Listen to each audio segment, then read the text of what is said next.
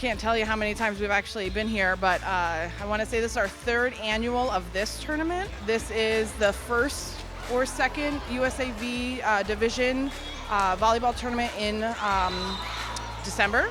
So it's the beginning of all of our club seasons. So it's one of like the opening day type of tournament. Club volleyball is huge for youth athletes because it's that next stepping stone for them to continue to build for their high school and their future of potential college and being, college athletes. So a lot of these student athletes here, they do play high school and then they train and do club. And club is such a big stepping stone for that next level. And having a facility like this, where obviously you can see you've got kids all the way starting from our 12s, which a lot of the kids on the 12s are like 11 and 10 years old. So they're starting younger and they're growing and they get to continue and grow throughout their high school careers playing club.